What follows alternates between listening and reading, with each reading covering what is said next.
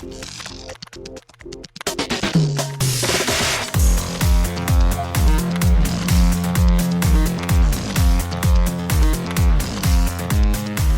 welcome to Too Fast, Too Forever. There's all kinds of family. We chose this one. This is episode 116, RoboCop, 1987.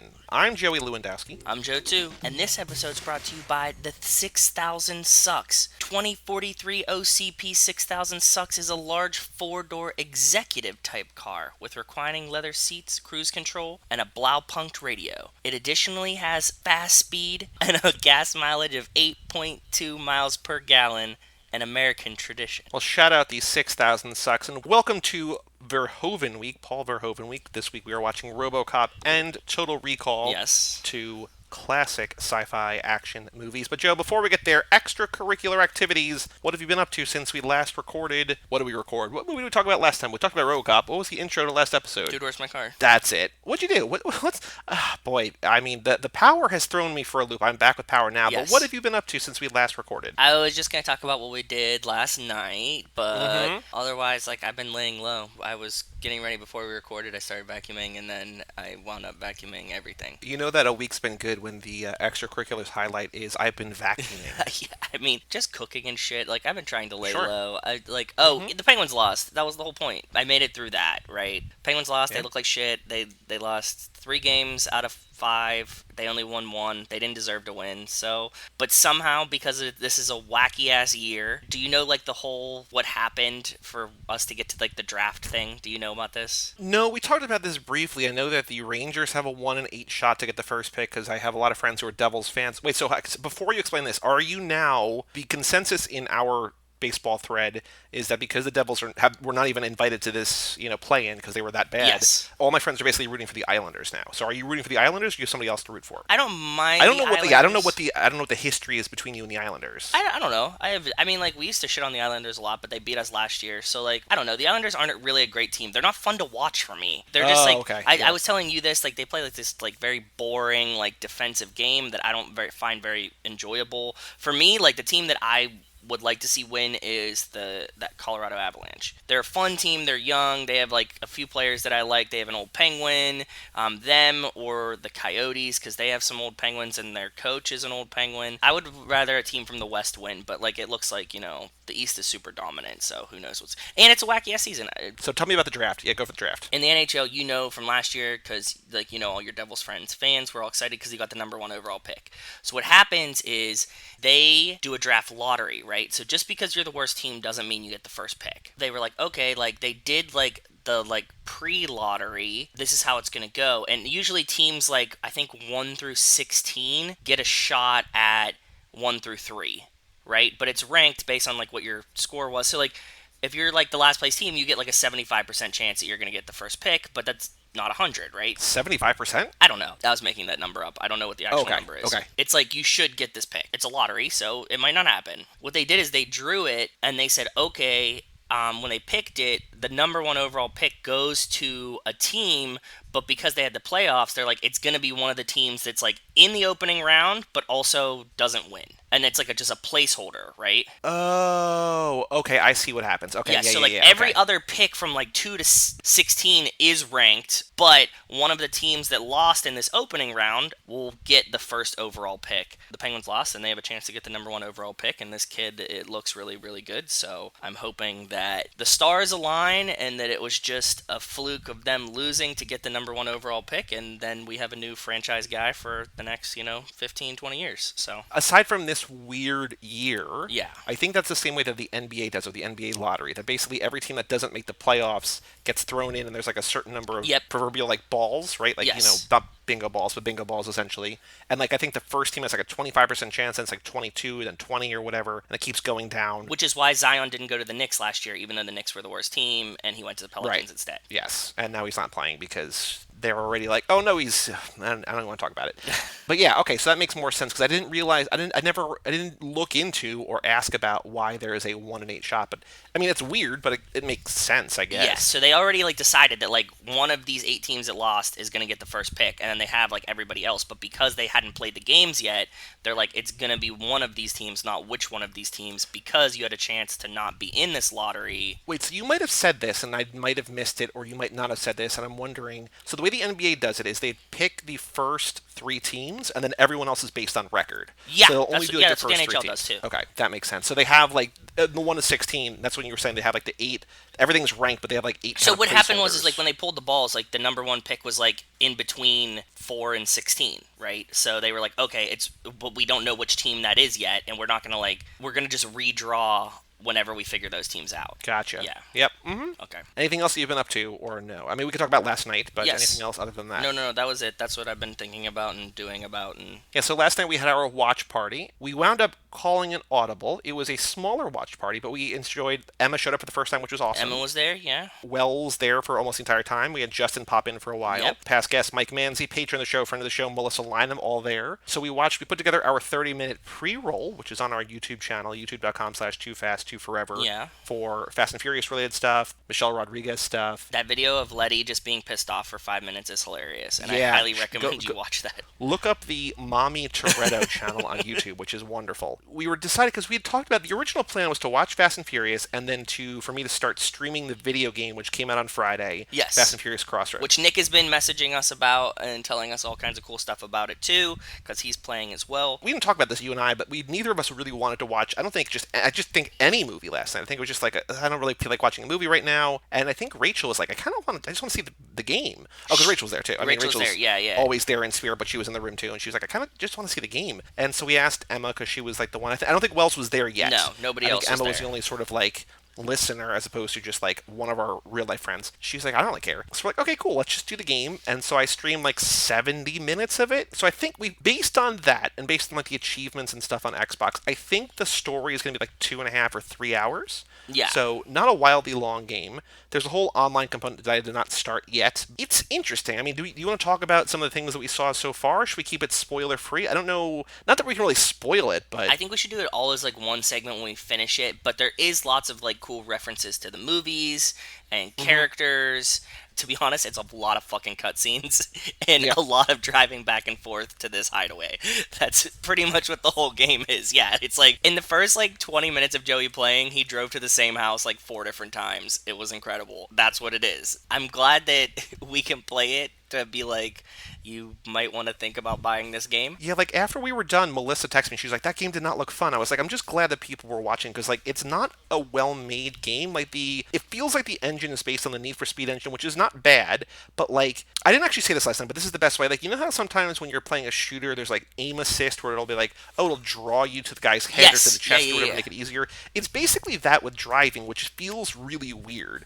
And then it's not very smooth and it's clunky controls and like And the cars, the gravity is very weird. Yeah, like I somehow like went under a truck and like flipped the truck. I don't know. Like the game seems to let you want to win. Like I should have failed a couple missions last night. That wasn't even close. Yeah, no. So I don't know. I mean, I'm just glad that people were watching. It's not a great game. I would say if you're a fan of the Fast and Furious, you're a big fan. I'm sure before too long the cutscenes, if not already, all the cutscenes will be on YouTube. I would say just watch a playthrough of that. That's a good point, yeah. The online might be fun. I'll report back once we finish. Well, A, once we finish the story. I say we because I'm not playing this game without you. Yeah. And B, once I play the online, maybe the online is worth it. Because there did seem to be a lot of customization online, which looked cool. I haven't played it yet, though. But early returns is that the gameplay itself is not great. It's just you driving a car, and there's missions, but the missions are either like demolition derby or race to a place. I guess maybe once at the beginning you might have had to like shoot something with your car, but you said you also weren't really doing it. Well, there's like hacking, which is cool. Yeah. I don't like, it's all right. Like I think it's interesting. Like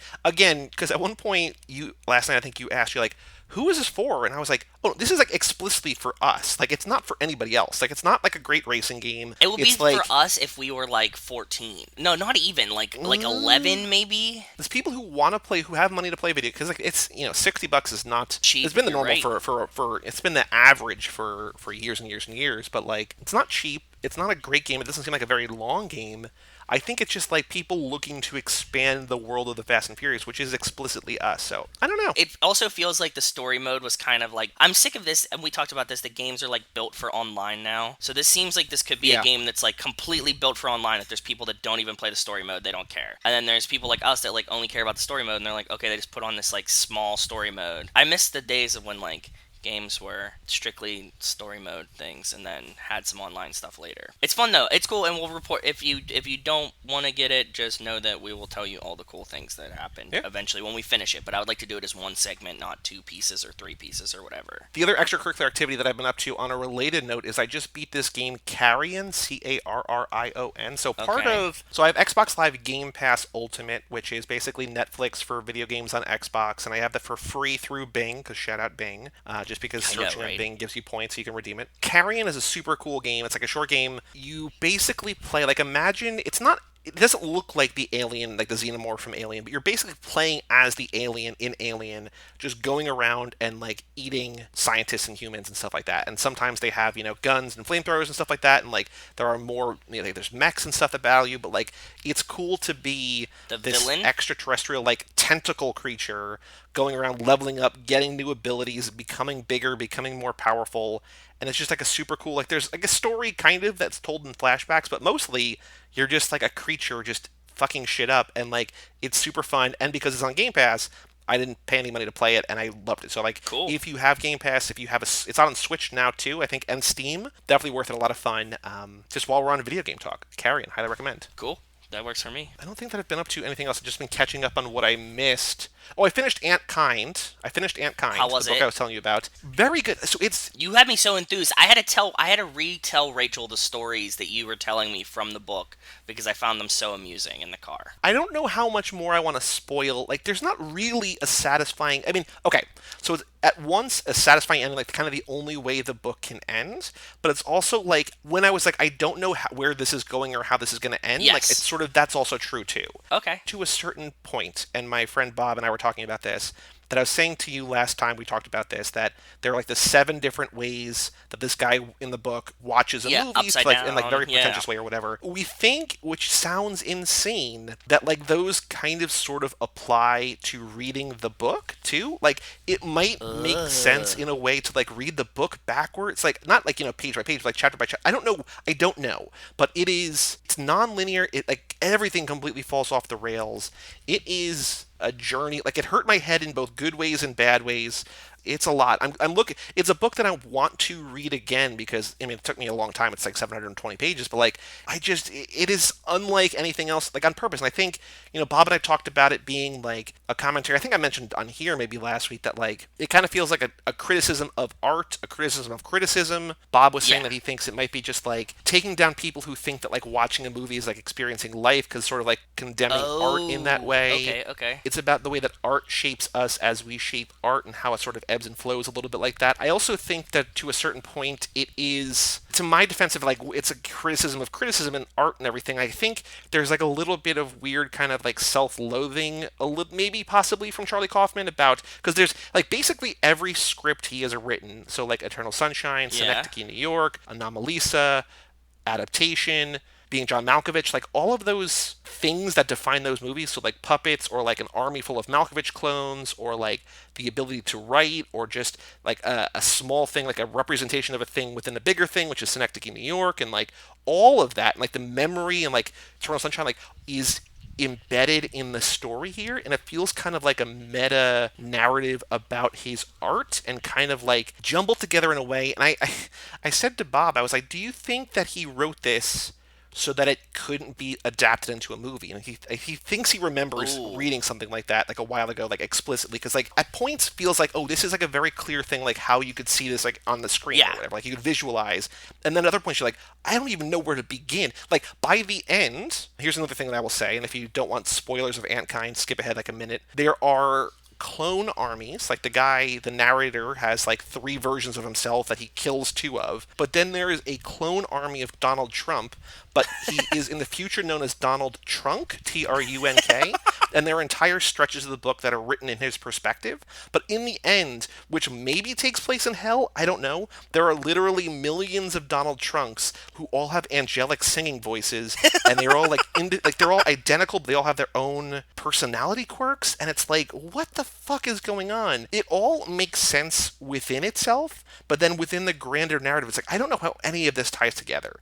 And I feel like in that way, it's like I can see each of these scenes visually, like in terms of how you would depict it on the screen, but I don't know how you tell a story or make a movie about the way it all works together. Yeah. And like, it doesn't really concretely end in a way, and so I don't know. It's fascinating. It's difficult. I enjoyed it. I'm glad I read it. So It sounds fun, I man. recommend Antkind. I dig it. It's super, like, again, I told you, I loved it so much that I was telling Rachel the stories that you were telling me because it was just hilarious. The next book I'm going to read is, I guess, something similar. It's this book called Flicker, which I don't know anything about. Okay. But Bob was telling me that it's another book about a guy making movies or something in that world. So this is another, like, super dense, or maybe not dense, but super long book. And I read whatever the summary was, and I said to him, I'm like, my head already hurts. He's like, no. It's much simpler. It's much more straightforward. It's an easier read than this. It's just like another long-ass book. So That's interesting. if it's worth bringing up, I will bring it up on here. But Please. So the title Antkind makes no sense for like 650 pages, and then finally, like in the last 50, it's like, well, here's the ants, and it's like, oh, what the fuck? Okay. The last thing that I did that I wanted to tell you about, just because I told you about it, is that I was watching Love on the Spectrum on Netflix, okay? Because you know that we like reality TV and stuff like that. This show is about people on the autism spectrum dealing with dating. This feels more exploitative than every other show that you've thought watched. that, but go dude. on. I totally said this to Rachel. We put it off for a while because we thought it was super exploitive. That's what we were worried about. After watching it, it's a lot more wholesome and friendly and heartwarming than I ever thought. It's really not. You know, it's just like them dealing with relationships and like dating. We all have the same problems. They just have difficulty communicating, reading social cues. Their dating problems are the same dating problems that anybody would have. It's just even more difficult for them. They have this lady come in. She's like their coach and like helps all of these people with autism, like, you know, learn the like structure of dating. You know, like, what do you do on a first date? What kind of questions should you ask? And like, how do you carry on conversation? And so she comes into their houses and she's doing like a practice thing with one of the guys there. She's like, okay, like, we're gonna work on like how you carry on a conversation on a first date. And so she's like, you know, I just had my birthday. And he's like, cool, what did you do with your friends? And she's like, we went to go see a movie. And he's like, what movie did you see? And she's like, Fast and the Furious 3. And he's like, really? Ooh. I love the Fast and the Furious. And she was like, yeah, we had a good time. And he's like, 6 is my favorite. That's my favorite Fast and the Furious. And like the conversation, like, it clearly like clicked in his head. And you saw him, like, as soon as she brought up Fast and the Furious, like, he was like, yes, this is something I want to talk about. And I thought that was really cool. So that was a really long way to say that, like, even in Love on the Spectrum, I got a little Fast and the Furious fast connection there, and it made me really, really happy. I mean, like, it's definitely not for everyone, but if you like dating shows, this one is like the least where you hate people. There's nobody on the show that I was like, oh, they really suck. I was just like, I hope these people find love for each other, and a lot of them find really good, wholesome relationships, and that's really great. So it made me feel warm, and it's like 3 or 4 episodes. It was awesome. It was a good Saturday afternoon show. We have a Patreon page, toofast2forever.com. Shout out to Cassie Wilson, Jake Freer, Ben Milliman, Nick Burris, Alex Ellman, and Justin Kleinman, Brian Rodriguez of High School Slumber Party, Haley Gerbies, Wes Hampton, Christian Larson, and Jerry Robinson for supporting us at the $5 level or above. That's Thank a you all long list, so much. man. That is a really long list. It's a good list. It's a solid list. Solid. A really core, good group. Yeah. I like it. I'm just saying, like, that read through, I was like, that's a long list. I don't want to tease too much, but there's a couple good quiz questions, I think, for this minute that we're going to do later in the episode. So if you want to take the Fast and Furious Minute quiz, available to all of our patrons, How many questions is it at? It is 87 questions right now, and I think I have, like, Sidney there's, I don't know if I want to add 3, but there are possibly 3 that We'll we get could there. go. We'll get there. I haven't even read them yet in the document. So yeah, everybody was asking because I, like, you know, I told you guys that, like, that whenever we make a new question, I send it to my friends to see. And actually, the past like 10 or 15, they've gotten, at least one of them has gotten on the first guess. Yeah, they were like, how many questions is this quiz? Like, because they get like 2 a week or whatever. So we have like 105-ish minutes. I think it's probably going to wind up being like about 115, 120 questions, but I don't know. We'll see. Yeah, we'll just play. I like this whole, like, if it comes, it comes. That's what happens. Cool. We also have an email address here on the show, family@cageclub.me. We got 3.5 emails because one, Wes sends in a car picture and then starts off, I know you have like 1,000 car pictures, so we'll get to that eventually. But we have 3 emails. Wasn't the rules lately that we were like cutting them in like one Hector, one somebody else? I don't think so. I don't know. We said that before, we haven't. And you did a bunch of Hector ones, but then like... We got nothing but time. We can figure it out. Yeah, it doesn't matter. Okay, so our first email that we're reading is from Jerry Robinson, subject line, Hey Brothers. What up, Jerry? How are you doing, bud? It says, hey guys, hope all is well through these dark times. On Monday, the 3rd, so this past Monday, was my 3-year anniversary with Ileana. She's my Happy ride anniversary. and die, and although we had to work on Monday, I got off at 4, and she got off at 7, so I drove to her job with a few gifts, roses, dark chocolate, a funny card, some Stella Rosa wine, surprised her and had Chipotle for dinner. Chipotle for dinner? That's actually a really good move, dude. Rachel and I eat it. Okay, I want to tell you a Chipotle trick that maybe everybody else knows, but Rachel taught it to me. When you go to Chipotle, you get a burrito, okay? Mm-hmm. And then one of the things you ask for is a side of the Chipotle salad dressing, and you use that as a drizzle on your burrito. It is incredible. It changed my life. Really? Okay. It's kind of like a vinaigrette. It's like a tangy, but like, Chipotle style vinaigrette. It just goes so well with the burritos, dude. Like, I can't eat one without it anymore. It's like the way to go. And I don't even think, like, sometimes they might charge you for it. I don't think they charge you for it. And they give you like one little cup of it, and I just drizzled on my burrito, and it's like salty and vinegary. Oh, so good. I don't usually do Chipotle. Like, Chipotle's, it's not still the case. I've gotten over it. But, like, their whole listeria thing scared me off for a while. And I've always preferred Moe's. Like, I think Chipotle tastes more authentic. I think Moe's tastes more fast foody, but I just like it more. Yeah. I just like it better. Our buddy the queso, Zach... And the queso is incomparable. Like, yes, I agree. The I agree. Chipotle queso is gross. And the Moe's queso is the best thing about the restaurant. So our buddy Zach loves Moe's. I was never a big fan of Moe's.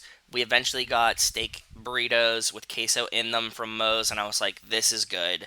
I agree with you. But if I had to choose between one or the other, I always pick Chipotle over Moe's. I get it. I respect it. Jerry says, we're happy baseball's back, but sad because baseball's straight fucked up sideways, upside down, and reverse. Well, mostly just the Marlins and the Cardinals. Otherwise, like, it has been a week really since the last real outbreak. Like, I feel not optimistic, but I don't feel pessimistic, which I think is a better thing. Like, the Cardinals, again, canceled the weekend series because they had a couple more positive tests or whatever, but like... And they play the Pirates next, so they like that whole series is going to be canceled. It's not a real year. That's the whole point. That, like, we're going to get it, but whoever wins championships in any of these sports this year is like... Well, I don't know. It's interesting. I again, it depends. Like, if you like you were saying, if the Penguins win, it's like, well, yeah. This was a very great year, yeah.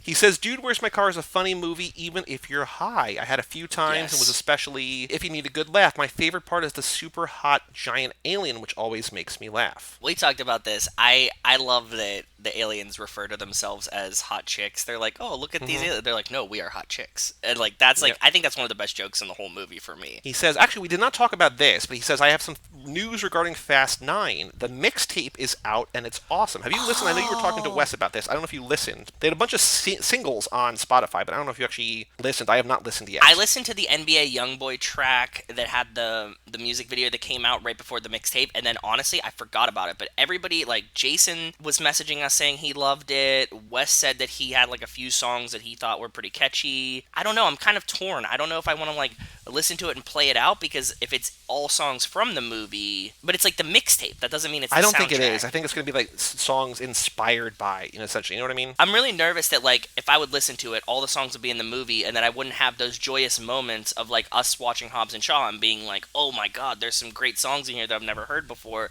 that I'm really enjoying, right? Yeah.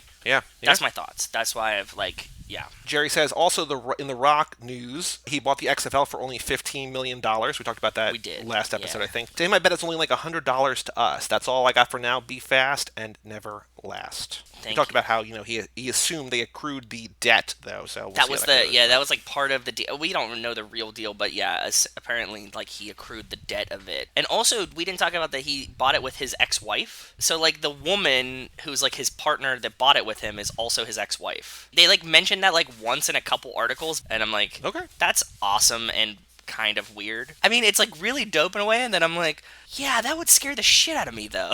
Like, again, I don't know their terms of their relationship or anything, but I would still be a little suspect. Sometimes like you work better. Like I think sometimes relationships come out of like business partnerships, and you realize that you can work together, but you're not necessarily good romantic partners. That's And fair. so I think like Yeah. if they have a good business relationship, do financial things or executive things or managerial things or whatever, well, go for it, right? So it might be weird to the outside, but I think sometimes just not all like obviously not all relationships are created equal. So I don't know. I'm more skeptical, but now that I think about it, like Rachel's my bestest partner at everything. So even if she Yeah. was like, "I'm sick of your shit," I would be like, "Yeah, I trust her to do anything." Like, you know what I mean? Like, if I wanted somebody in charge, I'd be like, "Well, at least I know what she's thinking." Yep. It's fair. Yeah. Good point. Next email from Alex Elman. He says, Nick mentioned him and you guys are comedy guys, so it gave me a reason to throw my support behind Dan Cummins as well. He's one of my favorite comics, and you guys have something in common with him. His podcast, Time Suck, is one of the 2 podcasts that I support on Patreon. Ooh, look at us. Dan Cummins, another vote for Dan Cummins. He says, if you watch the opening shots of Dan's latest special, Get Out of Here, Devil, on Amazon Prime, you can see me and my old lady standing in the line outside as we were at the live taping last fall. Well, now I gotta watch it, dude. I love when there's comedy live tapings. Like, I have been to at least one confirmed Comedy Central Presents special, but I've been to like a bunch of comedy shows, and like that's awesome. I'll look out for you. I saw Jen Kirkman do a special in Austin. I think that might have been the only time I ever like I've seen a ton of comedy shows, but I think that's the only one I've ever been to a taping of. The cool part about the taping that when I went was that they have empty seats.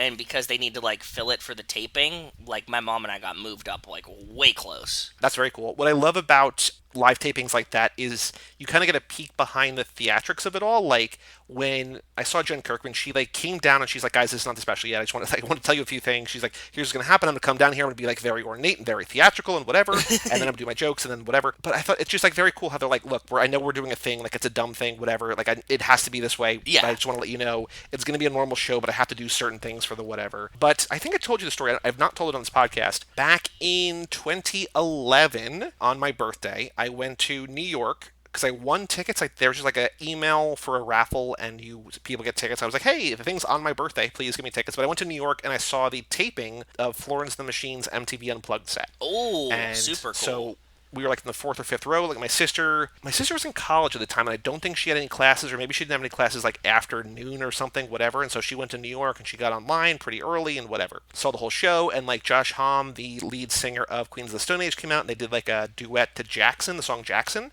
Okay. And then at the end, they're like, we gotta do the song again. Like there was something weird with the recording or whatever. We could do it better or whatever. So he came back out and he did another recording. So it was very cool. I love Florence and the Machine. I've seen them I 3 love times. Florence. I Yeah, think. I'm a big fan. Queens of the Stone Age is one of my favorite bands. I had not seen them live yet, so my first performance of his that I saw was with her, which was weird and cool.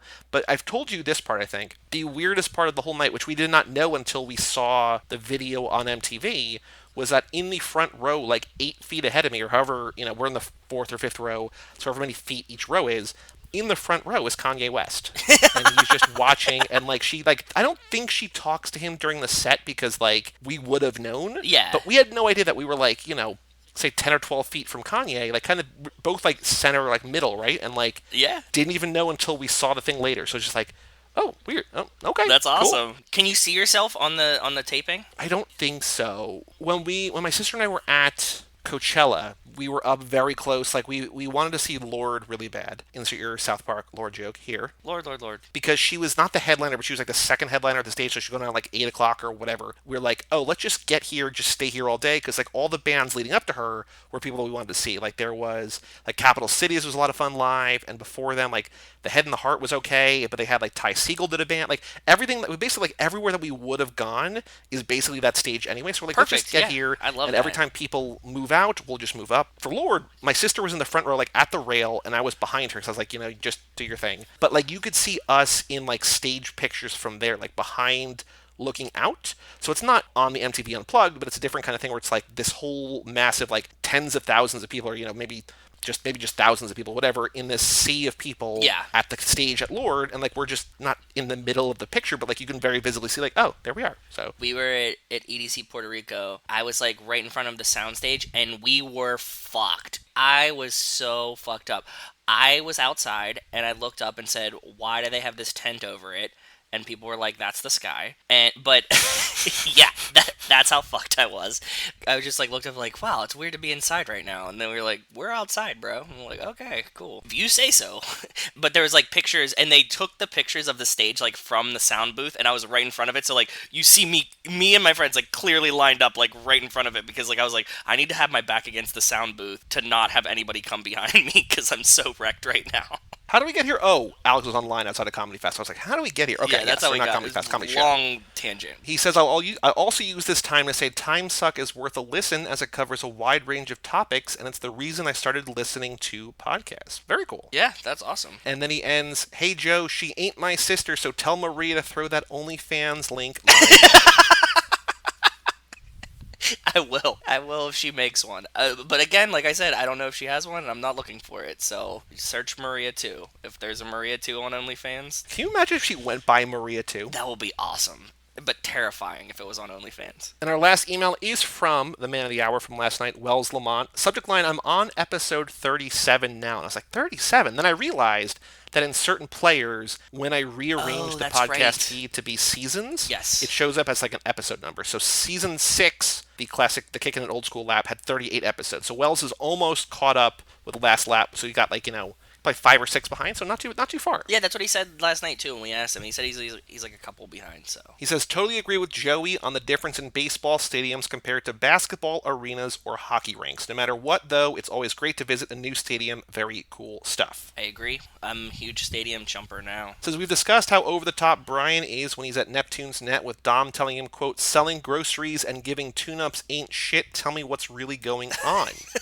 The whole scene seems hostile to me on Brian's part. He overacts per usual, or as he says, per usual, and it always felt like he needed to calm down. Most people don't know this, but the note Dom passes to Brian actually says, we rob semis. Does it? Is that a real No, fact? absolutely not. No. Okay, I was like, what? Oh, boy, Joe, come on, man. He got me good, man.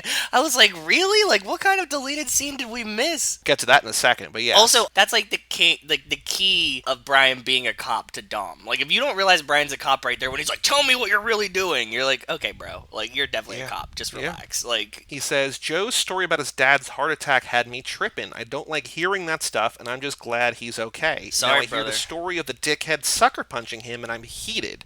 I'm driving angry as shit right now. I would have turned that dude into a vegetable if I was a customer there. I hate people so much. I'm glad Pops is better, but this makes me very upset. I'm rarely ever in a position to get vengeance for a stranger in need. The last thing I am is a tough guy, but I'm always ready to serve justice when I see people being turds and jerkholes. amen. Mild update. I don't know if I said it on here, but that dude got arrested. So Oh, good. yeah, No, you did not. he's like going to court and he's in jail now. So he got his due justice, and hopefully Very cool. he's in jail for a while. Well, it says, on a brighter note, I'm continuing this email 3 days later from the paragraphs above. I'm getting a new puppy, and I'm naming it Boza after Nick Boza, but I'm not sure what dog I'm getting. Still in the process. I'll keep you players updated. All right, bros, until next time, I'll holler. Peace. Well, I want to see this dog for sure, so send pictures when you get it. And obviously, you're going to name it Nick Bosa. Realistically, I think on the subject of names, I think Cap is a kind of a cute name for a dog. Cap? Like Captain America? No, like Kaepernick. Well, I mean, I guess that would be what people think of, but I was thinking like Oh. Bay Area sports. Yeah, KAEP. That is a cool name for a dog. Yeah, I like that. Right? I also do like that Wells doesn't even sign his emails out with "Peace out, you ain't his piecers" anymore. Like we've just co-opted that, so I guess he just gave it on to us. So it makes even less sense that we use it now. But It is what it is. I like it. It's such a weird sign off. Joe, on the streets, Fast and Furious news. Is there anything you have seen since we last recorded? I don't. There's a No. couple things that I have, but nothing that you. I don't think we don't think we've posted anything. No, tell me what's happening. So number one, there's a new Michelle Rodriguez movie out. So Amy Seimetz, who is an actress that I love, she made a movie. I think this is like her second feature she's directed called She Dies Tomorrow, which I was very much looking forward to already. And I Okay. did not realize that Letty, Michelle Rodriguez, is fourth billed in the movie. So I'm going to watch that this week sometime. I'll Interesting. report back on how it is. Okay. I don't know if it's not really a Letty starring thing. So if she's in it a bunch, maybe we'll cover this lap if I love it or whatever. But as of right now, it's not on the docket. But She Dies Tomorrow, out now on VOD. Cool. And also, Michelle Rodriguez has a documentary that I don't know if she produced or just helped Was this create or the narrates. was this the intro to the video that we saw last night in the pre-roll? Yeah, I don't know. I don't know. But this is a doc called Stunt Woman, which is about stunt women in Hollywood. Oh no, I, so it's I not got the related to impression that. that. Yeah. Yeah, I got the impression that the Guru thing was maybe like Fast and Furious related. I don't know. Maybe it's just. No. It was like about self-betterment and like helping Yeah, your no, immunity. totally and, unrelated to this, I think. Yeah, I think it's At least totally unrelated. narratively. Yep. The other thing, and I don't know where it better fits, but I guess we can maybe cover this on. I don't know when to cover this, but we found another deleted scene from The Fast and the Furious. True, we which did. drives my completionist brain crazy. That Yes. you and I both, I think, searched Fast and Furious deleted scenes like Multiple 10 ways. different ways. 10 different ways. Each of us separately searched it many different ways. So, like, I hope that there wasn't. I'm sure that there was overlap, but I'm sure that there was also creativity in those searches. So, As I was searching Michelle Rodriguez, with not even related to Fast and Furious, just Michelle Rodriguez, I just want to see like the most viewed things that she's in on YouTube to see if we could add to the pre-roll. I find this thing like my Full favorite garage deleted scene. scene or something. full Yeah. garage scene, it says. It's from the montage in the first movie when they're doing the Johnny Tran bust, right? And it's when Dom and Letty are making out and he lifts her up by the ass and they go to make out on the couch. Yeah, but it's Like, this not the is- montage. No, it's Brian and Mia working on a car, and then they leave, and then Letty rolls out from under the car, and then she and Dom talk.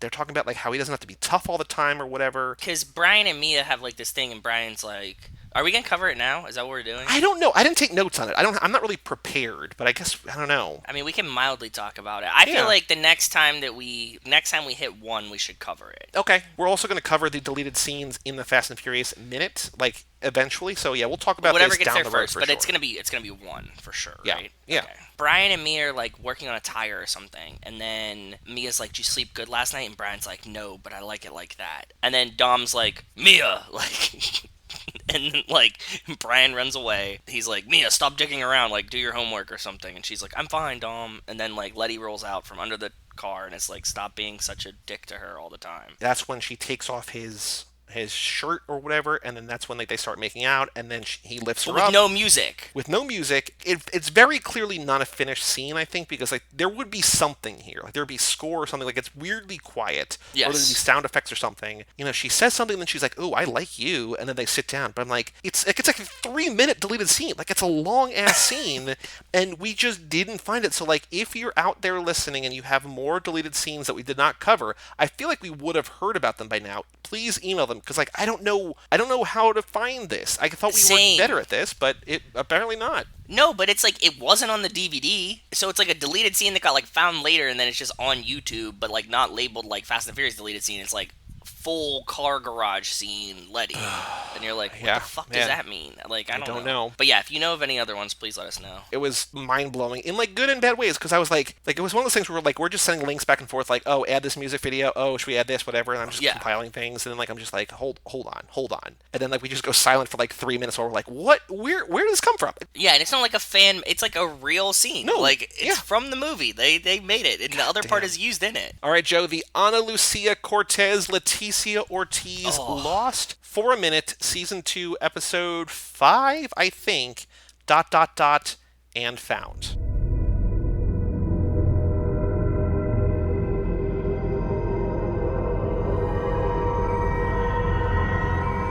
So this is a Sun and Jin episode. In the flashbacks is where they meet, and in the present day, the main island stuff I will say is that she loses her wedding ring on the island, worried because they found the bottle, and she thinks that Jin might be dead. Or Yeah, they might and have... we still haven't met up with them. Yeah. But then on the other side of the island, the crew decides that by the end of the episode, we're going to go where you people are. We're all going to meet up, because like our best chance of survival apparently is with the doctor and the tracker and like everybody and like Yes. the fisherman, like everybody, you know what I mean? So Yeah. I think that it's mildly racist that they give Sun and Jin episodes together and not their own episodes, and I don't like that. They have a concurrent story, but I think that it would play well if we could just see episodes of... Well, did we get episodes of one and the other? the only other package group on the island was Shannon and Boone, and they've only had one episode, and they were together together episode. So I don't think it's I don't think it's racist. I think it's just that like everybody else was strangers. Okay. And then this is like the united, because like they came as a couple. Like their whole intertwined history is that they were a couple about to split up, and now they're on the island together. Okay, right? I will only be disappointed if Rose and her husband don't have a combined episode later. Don't say I anything. don't remember if they ever have a flashback, but we'll get to it, I guess, at some point. Or, I don't, yeah, but I don't think it's racist. I think it's just like they came together on the island. Their story is like, it's the story of the couple. Like, even though seasons are very, very long, you're still telling a story of like 12 or 14 different people, and it feels weird to be like, well, this is just a Jin episode. Like, it would be weird, I think, if Sun was not in it. Now that I think back, I think that in season 1, like, Sun had an episode and Jin had an episode. There are definitely ones that are more focused on either one. I think their individual stories are so much cooler. This was individual stories. Like, this wasn't, like, this was a Sun and Jin episode, but they only meet at the very end. Like, this is basically... I know, but I'm saying, like, just give me them in passing. There's 2 concurrent stories happening, and then they meet at the end. They're individual in that sense, but I mean, like, you could have had, like that was a really cool Sun story and a really cool Jin story that I want to see more of, that could have just, like, passed at the end of 2 different episodes, you know what I mean? That's why I was, like, disappointed that they were together in this. It feels like it cuts away from both of their screen time. I still think it's effective. Like, I almost cried, but, like, at the end of this episode, when they're together, like, just the way the music swells, I was like, oh boy, like, this What do you almost mean? got me. When he runs into her? Not when they, like, because it ends with her finding the ring. That whole thing, like, the whole ending where, like, it's them in the flashback running into each other and, like, meeting, and then her Their just so eyes happy and wide relieved and whatever, and, like, Yeah. the music and all that scene, like, again, I was just like, oh boy, like, almost got me. I really like Sun as a character. The flashbacks, I'm like, I don't really care about. But, like, as a character here, she's pretty awesome. Well, because she's, like, a fully fleshed, like, in the flashback, she's not a real person. Like, she's been beaten down by society. That she's like, Yes, of this rich true. family. It's like, you're not a woman. You are to be, or you like whatever. Like, you have to be married off, and you have to serve your husband, essentially, right? So Yeah, and be, like, submissive and, Yeah. do whatever he wants. I really like the idea of that she went on this date, and the guy's like, okay, cool, like, glad we're officially, like, dating now. just because I'm assuming he's wildly wealthy, and because he was bald, I was calling him Korean Jeff Bezos. Ooh, that's But yeah, a he's just good like, one. he's like, hey, so there's a woman in America I'm in love with, so like it's super cool that we're like in a relationship now, because like we don't have to get stresses from our parents, and then I can Yes. peace out in 6 months. And Son's like, what? He's there, he's like, I have to tell you something. And I was like, Rachel, he's gonna tell her he's bald. Like, It would have been good, but no, alas. I was like, that would have been a great joke. Like, that would have been, like, they should have been married. If he would have dropped that joke on her, she would have just cackled and been like, okay, like, that's it. Before we get to the Letty stuff, and while we're talking about the Sun and Jin stuff, I thought it was super, super cool that at the end of the episode, so as they're continuing, like, basically, and we'll talk about the Letty stuff, is that, like, they decide as the group, as the tailies, they're like, we're going to make you lead us back to your camp. By the end, they're like, just, if you don't want to, cool, we're gonna follow the beach. Now that we know that there are survivors out there who are doing better than we are, this is not going well. We're going to go there, and we're either going to follow the beach or you're going to lead us there. Cool, end of story. Michael goes off and, like, just runs off into the woods because he thinks he sees Walter. He wants to find Walter. He sees the others or whatever, right? Yeah. And so then part of it becomes Jin, and now we know his name, Mr. Echo. Yes. They go chase after him because Mr. Echo is like their tracker, kind of their version of Locke. He's kind of religious and spiritual. Yeah. You'll see that. Okay. I just thought it was super cool that, like, again, we were talking about how most of the leads are white, but there's, like, a long scene in this episode where it's 2 black guys and a Korean guy, and it's like... That's and there's awesome, yeah. and it's just, that's not a thing that was on TV in 2005, which I was like, this is super, super cool. That's awesome, yeah. And then, meanwhile, on the other side of the island, it's mostly, like, a Sun episode with either Kate or Claire, and so, like, there's no white dudes, and, like, so it's while all the leads are white, and while Jack is in this episode a little bit, and Locke and Sawyer and whatever are in this episode a little bit, like, they're kind of put aside, and I was like, this is actually very cool, and more representative than, like, a lot of the other episodes. Like, as the show is very representative, this episode in particular was like, oh, this is, like, a highlight of that, I think. I think so, too. All right, so let's do some Letty stuff. Main takeaway from this, Letty isn't married. And I was like, Dom would not approve that you say that, because we know that you got married on the beach. And this is an asshole move, Letty, to be saying stuff like this. Sawyer says, too bad, you seem suited for it. Which is such a good diss, by the way. But then she's like, you gay? Which is also, very Mrs. Alpha of her. And then I was thinking, like, the CPR scene, because he's like, funny. Like, I know. Like, look at me, I'm not gay. Could a guy like me ever, whatever? It's like, let's dial it down a little bit. But then thinking about your whole, like, took you out of the scene when he, like, wouldn't give Michael CPR for I know, risk man. of looking gay on TV, maybe? Because that was like an actor choice, not a character choice. You know what I mean? Like, I can see the character of Sawyer being like, "Pfft, I'm not gay." And you're like, okay, cool. Like, that's fine. Him not giving Michael CPR for the sake of what? I don't know. Right. Is like, come on, dude. Like, you're not that cool. There's a very funny Letty line, and funny in just that it's in character for her, and like a little racist, where she's like, "Does it look like I speak Korean?" And I was like, okay. I was like, but she needs to have a little bit of faith in Jin. Like, this is when they're on the beach, and like she and Bernard are like struggling to find fish, and he just looks like he's like throwing things in the ocean. She's like, "What are you doing, man?" And then he just throws the net and like has like 6 fish, and she's like, Yeah. Also, Sawyer was like, if you're going fishing, you should take that guy. Yeah. Just Yeah. just letting you know, like, that's the guy to take. Like, Yeah. if somebody told me that, I'd be like, okay, cool. Like, yeah, I trust you. Because that was, like, unprovoked. You know what I mean? He was like, I'm just telling you, like, if you're going fishing, if somebody, you know what I mean? Like, when you hear somebody and somebody's like, hey, I need something, they're like, you should call that dude. And you're like, why? And you're like, trust me, just call that dude. Yeah. You're Yeah. like, okay, yeah, I will call that dude then. This was a big episode in terms of like the Letty group narratively moving forward, but I don't think it was a huge episode in particular for Letty, because I Nope. think it's just like she's the leader of this group and they're moving forward together as a unit, but like She is the Mrs. Alpha, though. She seems like she's second in command here, right? It seems like Mr. Echo's like the commander, and then she's like right underneath him. and she's also like the ambassador basically. Like she's the one who's like, "This is what we're doing." Like Mr. Echo is kind of like a man of few words in a bunch of different ways, but like Libya's a line, she's like, "We got trust issues. Like we're like things are not going well over here Yeah. for us." You know what I mean? So, but there's another really I don't want to call it iconic line, but I think a really great, well written line where What? Sun is like tearing up her garden, and Locke comes over and she's like, "Did you see that?" And he's like, "Tearing up your garden? No, not at all. Whatever." Talking about how like I've never seen you mad. I used to be frustrated all the time. She's like, "You're not frustrated anymore." And he just says, "I'm not lost anymore." And like I feel like Yes. it's just such a great Locke. Like no, like this is kind of in a weird way where I'm meant to be. Like this is Yep. I belong in the silence. So I thought that was a great line. That is cool. And also, she finds her wedding ring again, and Yeah. I'm assuming we're going to reconverge very shortly, probably the next episode. It's soon. I will say it's like things don't break bad in a hurry. Like it's not like we have like 2 more episodes. Like they're gonna meet up sooner rather than later. I don't remember if it's next episode or not, but things In the it's coming. walking, when Jin is hiding in the bush and people are walking by, were we supposed to play with me here? Were we supposed to think that that's Michael Walter that was walking behind the others carrying the teddy bear? I think we're supposed to believe it's Walt. I think it's supposed to be Walt. Okay. I think. Okay, cool. That's what I was figuring out. Any other thoughts about this episode though? ... And found. I thought that it was Anne found because they were going to find them, not Anne found because she finds a ring. Or both. Find both, at least. They're not looking for them. I mean, it's not like, again, we spent like 25 minutes in the whole last episode. We can't just all of a sudden, like, this next episode be like, oh, we're on the island. Like, the island's Why a big not? island. Why not? Because you got 25 hours to fill in a season. Like, what are you doing, man? Slow it down. I'm just so used to like 13-hour seasons. Like, let's get this thing fucking cranking. Like, let's go. Drag it along. Drag it along. Joe, the final thing to do before we take a break and talk about Robot Cop is talk about the Fast and the Furious minute 79, a minute I called Officer Brian O'Connor. I like it. Civics are stashed somewhere outside of Thermal. And they went double back. And Highway 10's just way too well patrolled. So what does that leave us with That then? leaves us with all this.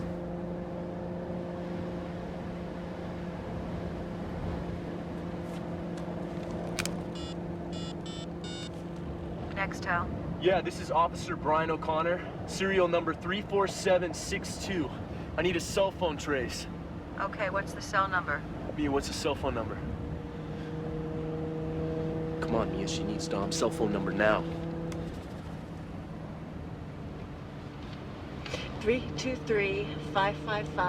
323-555-6439.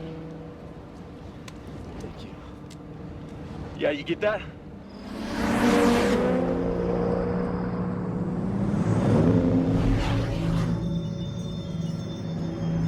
In this minute, Brian and Mia drive at night to find Dom and the rest of the family. Brian calls to get a trace on Dom's cell phone. Mia reluctantly gives him Dom's cell phone number. Dom and the family park to swap. We don't see this actually happen. It starts to happen. Park to swap into the Honda Civics for the heist. Correct. My big surprise here is that Mia has a map. I don't remember ever seeing a map in any like it just feels like they know where they're going at all points. I'm just like, a map? Really? You have the Brian Dom race with the GPSs. Yeah, that's true. But that's not like a map, like a paper like a map, like paper a map. physical. Whew. I know. I was excited, and I tried to figure out what kind of map it was, but it's really out of focus. I was hoping that we could have found the map, so we could each have one. Just hang it up on the wall. Yeah, in case we're driving north of Thermal. Yeah, just somewhere outside of Thermal. We're looking for Honda Civics. Exactly. But I asked you to find, so you did find although I don't think you put it in here. Did you find the location or no? No, that's the only look. So I was digging so hard.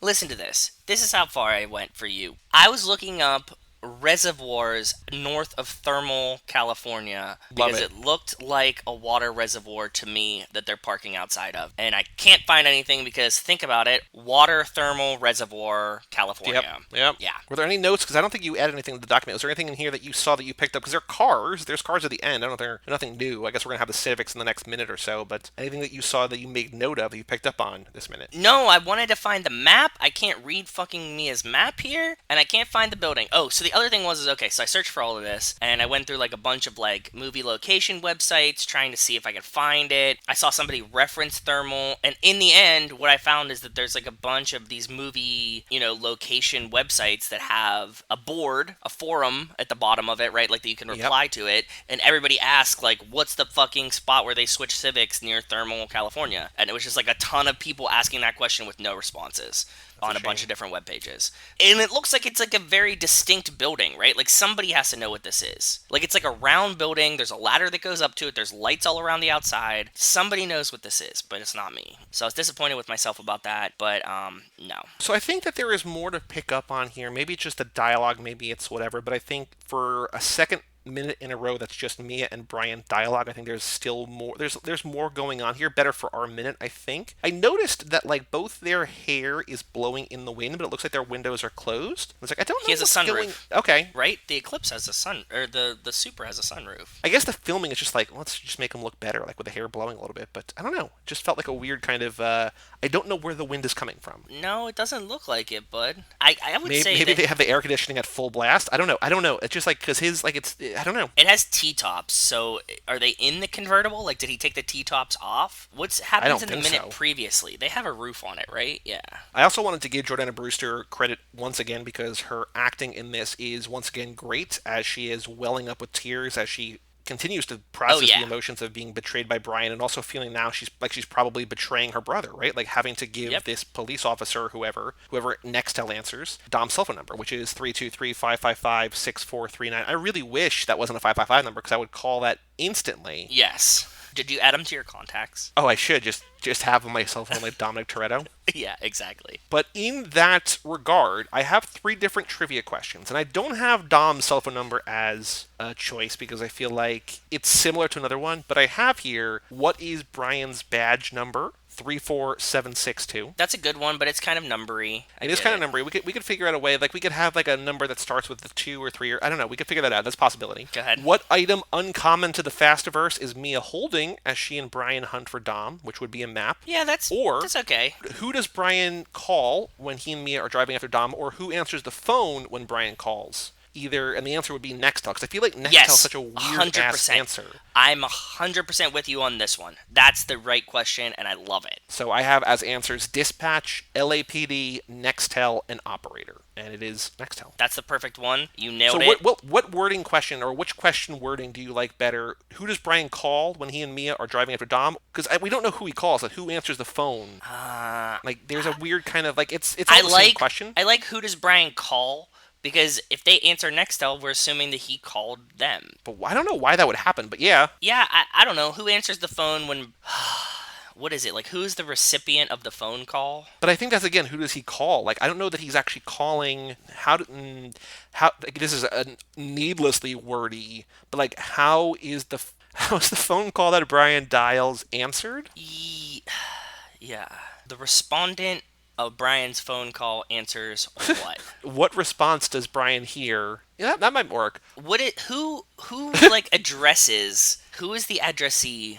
You know what I'm trying to say now? What response does Brian receive when he dials? Yeah. Like, it's all the same question, but like, it's not. It's but like we need the right like. What? Who answers the phone? Yes, that's it. Who answers the phone when Brian calls to? Who answers the phone when Brian calls to place a cell phone trace on Dom's phone? Dispatch, LAPD, Nextel, and Operator. And like on the quiz, we have that in quotes, so like they know it's a quote, right? So I wonder, is 34762? Where's this zip code? Lake County, Florida, near Orlando. Why did you look up that as a zip code? It's Brian's badge number. That's his badge number. So you looked looked it up just as a zip code just in case. Well, it's a 5-digit number. Like, what other 5-digit numbers? What else could it be? Really? Like, when I see a 5-digit number, I think zip code. Yeah, true, fair. But it's outside of Orlando, so I was wondering if that's like it's probably just random ass numbers, or maybe that's like where the screenwriter's from or something. I don't know. Yeah, I would guess it's something like that. But yeah, who answers the phone when Brian calls to place a cell phone trace on Dom's phone? Dispatch, LAPD, Nextel, the correct answer, or operator. Cool. Yeah. Well, Joe, let's take a break. Let's kick off officially Paul Verhoeven week with RoboCop right after these messages. And by messages, I mean Wes's song.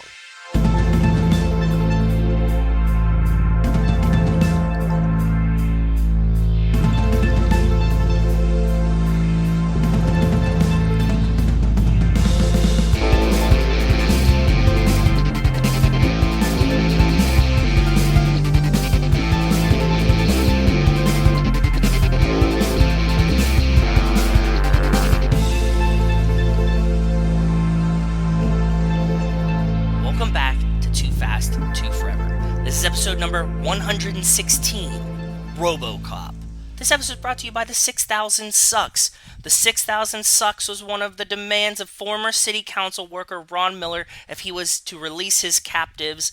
It was also used at one point by Joe P. Cox and blown up by Clarence Bodeker by his Cobra assault cannon. Shout out to 6,000 Sucks, an American tradition.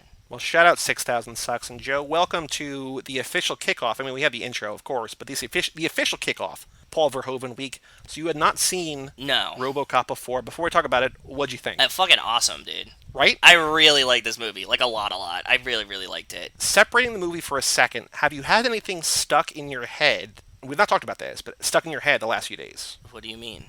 Our boy, the next president of the United States, Kanye West, has a song called RoboCop about Amber Rose. Oh, no, I On haven't. 808s and Heartbreaks. Dude, I hate 808s and Heartbreaks so much. Oh, I love that album. I love that know album you so do. much. I know you do. It's my least favorite Kanye album by far, dude. Like, I put it dead last. Like, that's the one And that... like, I think I know. it's funny to me that like I didn't listen to it forever because like I heard that from a bunch of people, including you, and I was like, wait, let me just like, there's a Kanye album I haven't heard. I'm like, oh, wait, I love this. Yeah, that was the album that he discovered autotune. That's the one that's And what he happened. like he uses it way too much, but it's still Way it's too wonderful. much. But yeah, in on that album, he talks about how like she's just following him around. She's a RoboCop, just making sure that he's not getting into shit or whatever, Yeah. right? So 808s and Heartbreaks is... I don't know if I have like a fault with him looking back. Like I didn't really enjoy that album when it came out. Like Graduation, incredible. I love Graduation. That was like a really great Kanye album to me.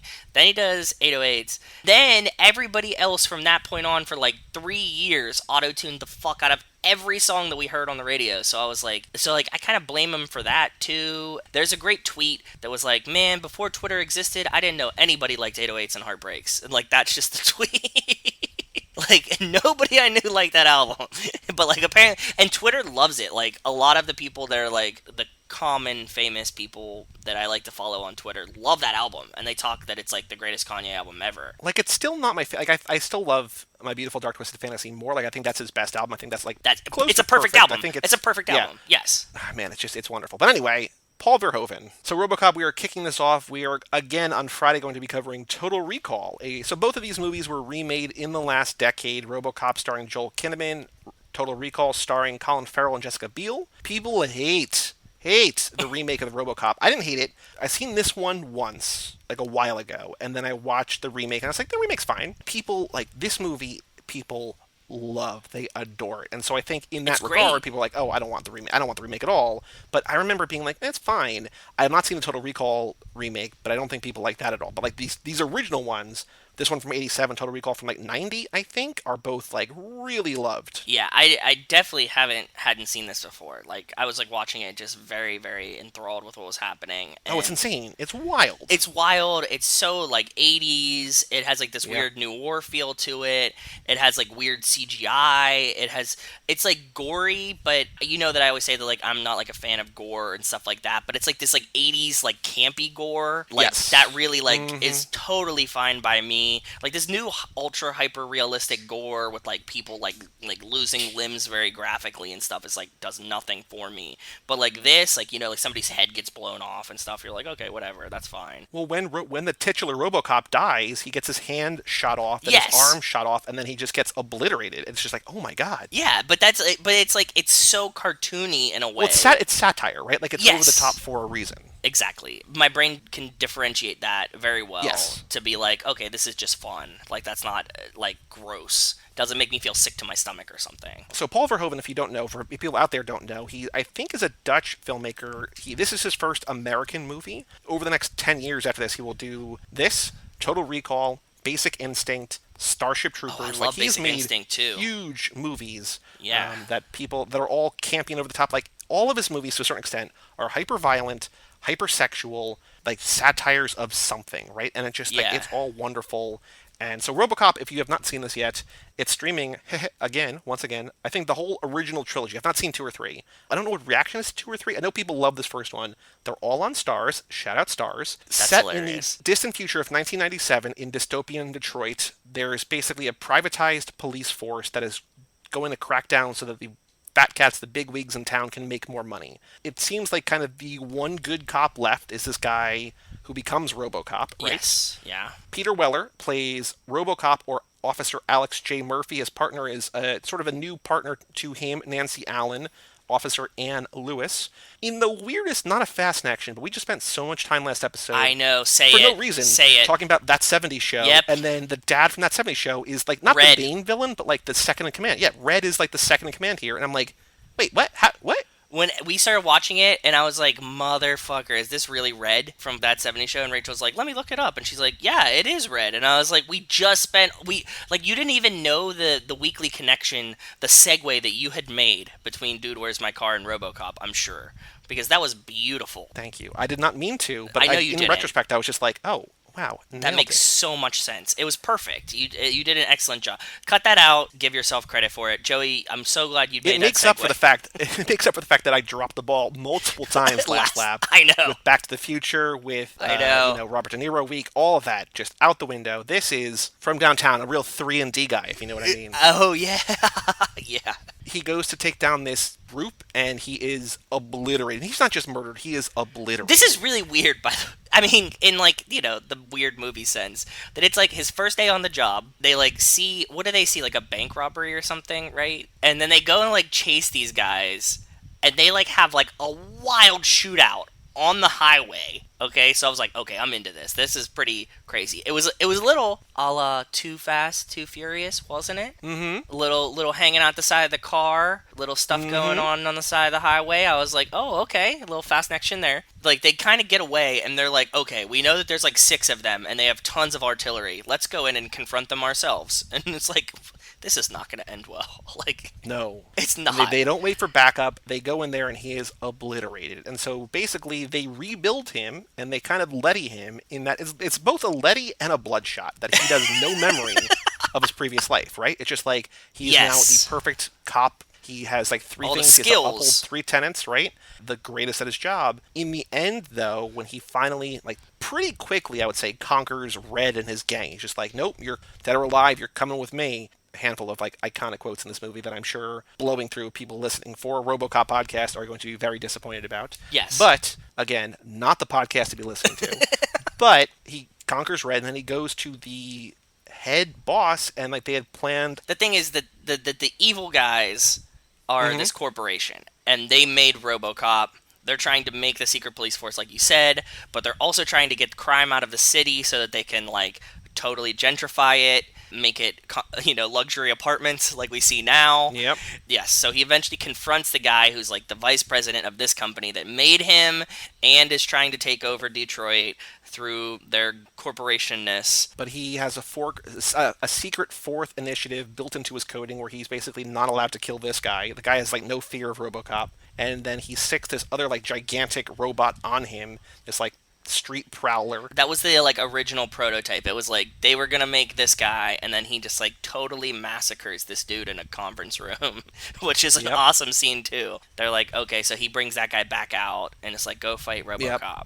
And then there's another huge confrontation with Red and his men, in which case, basically everybody this time dies as opposed to just getting arrested. And then at the very end, he confronts the head boss again, who is fired by the company. He goes, "Thank you," and then he just shoots the guy out the window, and it's wonderful. Yes. And like it ends like it's like a 95 great. minute movie without credits. Like it's so breezy and wonderful, and I love it. I agree, dude. Oh man, we keep watching these like 80s movies and they feel so nice. Like fuck, I'm so sick of 2.5 hour movies. Like, can somebody do this again? And it's like an ending, and like a real ending, not a cliffhanger. Like again, they make a sequel, but like no, if they didn't, fuck it. This is fine. Yeah, they don't set up a sequel. They just make a sequel to a movie, right? Because, So I will say right now, before we get into the conversation, there is so much trivia, and it's a lot of interesting trivia. Like, Mike and I also, we recently did a podcast about Bridge of Spies, the Hank Spielberg movie, and there was so much trivia there, and it was boring. It's all, like, historical, like, how is this accurate? How is this real? Whatever. I don't care. Don't care. This is, like, all interesting stuff about, like, the making of, the suit, whatever. I saved the best of it, but like there is a ton. So if you want to know more about this movie, you've not read the trivia. IMDb has a ton, but we just can't because like we would be here for 45 minutes as I read all this. Like, Wes, don't try to add anything. Don't try to add anything because you won't get approved. But so let's talk about some fast connections here. I was saying my first one that came up. We're in dystopian Detroit. Do you remember another movie where we were in dystopian Detroit? It was a while ago. It felt so Blade Runner-y back to in me. The Paul Walker lap. Was it the one where he's like on the rooftop with the bomb? Brick Mansions. Brick Mansions. Brick Mansions. Okay. Dystopian Detroit. Yeah. Cool. I would never have guessed the name of Brick Mansions, but yeah, I remembered the movie. That makes sense. And it also felt very Blade Runner-y to me. But that's just like the and feel there's of people it. like Blade Runner connections in here. There's a lot of connections, obviously, to Terminator, like a cyborg man or half man, half cyborg, right? Or like a cyborg. A lot of inspiration from that movie was applied here. I also made there's news or they maybe start in South Africa, and I was like, oh, Charlize, and then there's like a neutron bomb, and I was like, oh, Cypher, or maybe there's talk of the neutron bomb in South Africa. And this is a very kind of real life Charlize and also character Charlize in the form of Cypher. I was like, this is all blending into one. Yeah, I thought so too. And like right in the middle of that first news segment, they say like, oh, like here's the new Yamaha heart. And I was like, oh, that is so cool because we see, Johnny Tran and his buddies like Yamahas. Very, very cool. Yeah, and if you were like going into like this kind of futuristic, industrialized, cyberpunk type future, you could definitely see. Well, I mean, even in real life, like Mitsubishi makes like all kinds of wacky shit, right? Like all these tech companies are going to start making healthcare equipment. Like you would eventually get to the point where like there could be a Yamaha heart, right? That makes sense. Yeah. So. I want to talk about the biggest fast connection is, I think, so obviously Peter Weller, RoboCop, Officer Murphy, is our Letty because he is Letty. He's bloodshotted, like he is literally killed and reborn anew, and has to recover his memory. So like that. I also got very strong, obviously, I think, Brixton vibes because he is a man enhanced 100%. By machines. Yeah. Right? And so I think that there's a lot going on here that is not only Letty between 4 and 6, but it's also Brixton and Hobbs and Shaw. And you just have generally just like a super cop. I was getting a little bit of Hobbs vibes, right? Because he's like an indestructible cop. Right, so I was like, oh yeah, like I was feeling like who could be RoboCop without the idea that he's half cyborg? Brixton's a great one though. I think that he has to, as much as this is for Letty, like Brixton is essentially what they're going after. And also on the topic of Letty, although it's never really used, I guess it's the topic of Letty, but also Charlize with Cypher, is that they talk about how they always know where RoboCop is because he's got a tracking chip embedded in him. And I was like, oh, just like the necklace, just like how they found the plane. Again, very Fast and Furious. Very, very Fast and Furious. I like it. There was a quote that's probably not like a super famous quote. Okay. I don't have a lot of history with this movie. Which one? Can you fly, Bobby? When they're like chasing him. And I was thinking, cars don't fly. Oh. Yeah, like the big quotes, as I'm sure you can imagine from this, are, I'd buy that for $1. Yes. And Dead or Alive, You're Coming With Me. There's one of my favorite lines, I don't remember this, I'm sure it's iconic, and there's actually a little bit of trivia about this, but when he confronts Kurtwood Smith and he's like with his prostitutes or whatever, and he just says, bitches, leave. And that's a good one. Is very good. But what's funny is that so on set, Paul Verhoeven was referring to all the actors by their character name, so he had to refer to them as bitches, because I guess they didn't have a character name, which is, again, sexist and degrading, but also funny in retrospect. They're just like, hey, bitches, leave. And like on set call, bitches, it would be more like that than, hey, bitches, get on the couch. couch, or Right. the tone and inflection would make some difference in this case. But yeah, still pretty funny. I'll say there's another quote of note, though, where it's not really tied to this, but tied to the origin, in a sense, of Fast and Furious. Okay. Where somebody says, "You a good cop, hot shot?" And I was like, "Pop quiz, hot shot." Not actually, it's not at all. We're adjacent, but like that's from Speed, which is like kind of the second in the '90s action trilogy from Keanu after Point Break, which leads to it's not quite a Fast connection, but it's like in the ballpark ish. It's close. Yeah, I get it. Yeah, so I think that the two big quotes in here are, "I'd buy that for $1," and "Dead or Alive, You're Coming With Me," but then also with the ED-209, that like robot is just, you have 20 seconds to comply. You have 15 seconds to comply. Yes, that for so, sure. I mean, just those, like the robotic, like the sort of delivery like that, like that's what's memorable. I think that's what people kind of love about this, so, yeah. I think that my only exposure to RoboCop now is that I think I played a ton of the RoboCop pinball machine. Okay. And I want to go replay it now, because I bet it's a lot of fun. He's a downloadable character in the new Mortal Kombat game. Like, you can play as him. Does he have his own distinguished... Is he like a skin for a different character? Is he like his own... No, he's got his own thing. Like, they've gone stuff? crazy. Like, the downloadable, like, you can be, I think, like, Alien, maybe? You can be, like, Predator? Like, you can be, like, wild over-the-top things. Like, it's not just, like, Scorpion Blue is Sub-Zero or Gray is Smoke. It's like, no, here is his own thing. And, like, because he's got the things in here, right? Like, he's got, like, the triple shot or whatever with the big old gun that, like, the Desert Eagle was not big enough. Like, he's got things that are iconic to him. That's what I'm saying, yeah. Yeah. Oh, a big Fast connection is when RoboCop is fighting with Kurtwood Smith with Red from that '70s show, and he's throwing him through windows when he's reading the Miranda rights. And I was like, that's a very Dom and Hobbs fight in 5, right? Yeah. All the building fighting things unnecessarily. Yeah. All the building, through the glass in a building things were very reminiscent of Fast and the Furious for many ways. The Hobbs and Shaw ones, the 7, jumping the car through, stuff like that. I have another one. I heard a name mentioned. Did you catch the name mentioned that's kind of adjacent to us here? At some point, they mention our friend that we've talked a lot about, that Miss Jenny wrote in about, Lee Iacocca. They bring him up because they're in Michigan. And I was like, we got a little Ford versus Ferrari going on here, too. Very cool. Very cool. I want to take you on a sort of a journey here, and I want to see if, because I think the most exciting thing to sort of forecast or project for the Fastiverse is like how Hobbs and Shaw ties into future movies, right? Okay. And like whether Cypher's going to be a good guy, if Cypher becomes good at some point, maybe Brixton becomes good. I think it's probably more likely that Brixton becomes good than Cypher becomes good. But I can sort of see toward the end of this movie the way that RoboCop basically fights back against the people who made him. If Cypher is in Etion, like she's high up in Etion or whatever, and I can sort of see Brixton fighting back against Etion with the help of the family, and like having a kind of showdown between RoboCop and like the ultimate boss of this movie, like the ultimate bad guy, is kind of how I think it could play out with Brixton and Cypher and Etion, where it's like he's a one man on a mission, like a superhuman, half man, half machine. He's got to conquer people trying to hold him down, basically. I want to see a version where, like, we find out Cypher works for Etion, Brixton can't kill her until someone says you're fired, and then he shoots her through a window, too. Would love it. And that's that would very much be like a nod to this, which I think would work very well for us, especially. I think it would just be fun. And like all the people would be like, fucking RoboCop! Like, oh my god! One of the things that Paul Verhoeven loves to do is like come up with like these commercials in his movies that are just satires of whatever, and so the car that the bad guys drive in this movie, the sponsor for this episode, is the 6000 Sucks.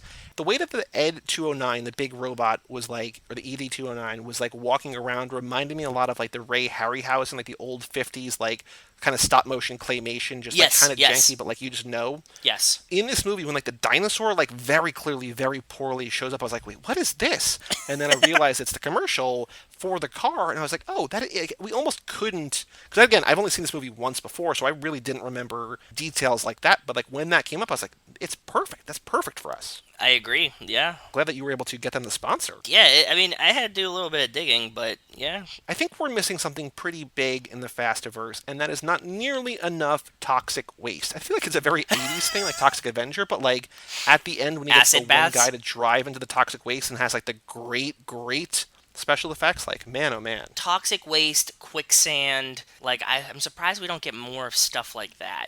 I think that, like, as we get zanier, there's a possibility for, like, someone to get dropped into an acid bath. That would be really nice. I would enjoy that. I hope so. Wasn't that like a... Did you watch, like, the recent season of Rick and Morty? Wasn't that an episode, like an acid bath? Oh, yeah, the Vat of Acid episode, yeah. Yeah, exactly, yeah. That's Where there's that's the what I one was vat thinking that about. isn't actually, yeah. Release the bones. Like, Yep. Yeah, exactly. I think this is not a question for this podcast, but I couldn't help but wonder, like, he is facing almost re-death or death again, right? Like, he gets shot up, he gets beat up, like, he gets pumped full of lead, and his partner comes and rescues him because she realizes, like, who he is, and, like, they're sort of reunited, realigned, whatever, and she saves him and brings him back. He's kind of, like, recovering himself, and he's like, look away, you might not like what you see. And he takes his mask off, and like it's his face, but like on a robot's body. And I'm like, why even give him a face? Like what? Like what? Like if you're gonna hide it behind it just seems so horrifying. Yeah, there's no use to that. Like, they spent all of this time creating a face for him. He doesn't need a face. He's a robot now. You have the brain inside. I also like that they confronted what he eats. Like, them being like, oh, he eats this. And he's like, what's it like? He's like, looks like baby food. Tastes like baby food. And then she brings him baby food, and he's like, I'm not hungry. It's like, I really enjoy that this robot runs on baby food. There's a couple villain fast connections that I have here. I feel like the club where he arrests Leon, which I think is Red's character, could be like a Carter Verone joint. Like, not really. Like, it's kind of like more clubby and louder, but like it's similar. No, I'm feeling it's very Braga. Like when Dom and Brian are in the kind of nightclub. Yeah, Braga in 4. Yeah, okay. Yeah, like where they're like in a nightclub, but it's not really. It's more like a warehouse that he's like running that has a party. I can see that. Then I was thinking to take it to the next movie, to 5, with like OCP running the cops. When we find out that OCP is like this private organization that runs the cops and whatever, I was like, is that like Braga? Because it seems like they're all in their pocket, right? Like they're above the law. Yeah. And I'm thinking, or not Braga, in Reyes, like in Reyes in 5, where it's like, oh, like he can do no wrong, like he's got the cops on his payroll. They like run the cops, but they run the cops from the top. Because it seems like in Brazil, like maybe like the governmental bodies, he's paying off individual cops. He has all of the cops in his pocket, not the like infrastructure of cops. In this movie, it seems like all the cops are genuinely like trying to do good, but like the administration up top is fucking them. Yeah. Get the difference of it? Like, they believe that they're doing a moral good here.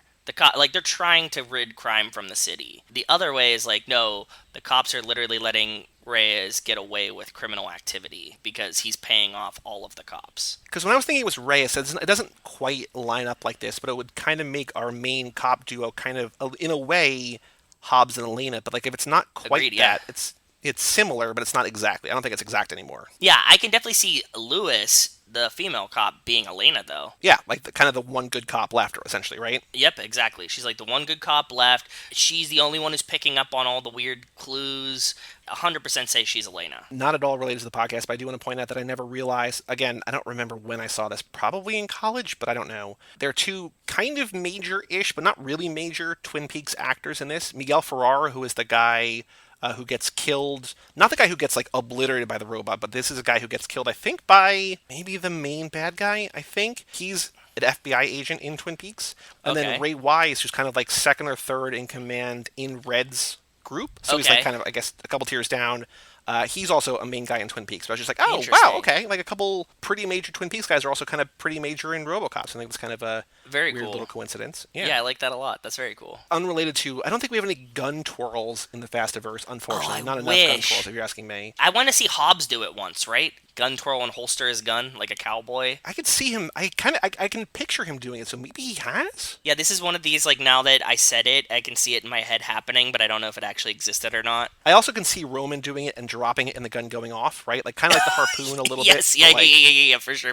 But I can't imagine Roman being RoboCop. I can imagine Roman thinking he's RoboCop, but I can't imagine Roman ever being equated to RoboCop. Right. No. He's the farthest from RoboCop in every regard. But I can imagine him being like, yeah, I'm kind of like RoboCop here, and you're like, no, you're not. No, you're absolutely not. But what I love about the gun twirl is like that's what triggers lets her know that it's him, right? Because he was saying that like my son loves the show TJ Laser, which is a play on TJ Hooker, but like he loves TJ Laser, and like he always in the show like does like the gun twirl, and so he was trying to master to make his son happy, and like that's sort of like a sad, like it's a cute thing, but it's also like kind of like a I gotta like my son's kind of hates me or whatever, and I can sort of see in a way. I don't think Dom in a couple movies like Dom being like, oh, baby Brian hates me, got to do something cool. I don't even think it implies that his son hates him. He's just trying to look cool for his child. Yeah. They seem like, in all the flashbacks that we see them together, they seem like they have a decent relationship. Like, they're having fun and stuff together. When you see the first flashback of her being like, I have something to tell you, I was like, oh, shit. And then, like, you see it later, and she's like, I have something to tell you, I love you. I was like, oh, that's, like, the tamest, sweetest thing ever. Like, he had a really good family life. So, yeah, I don't think it's because his kid hates him. I think he's just, like, just trying to impress his son. Like, I'm your dad, and I'm cool, and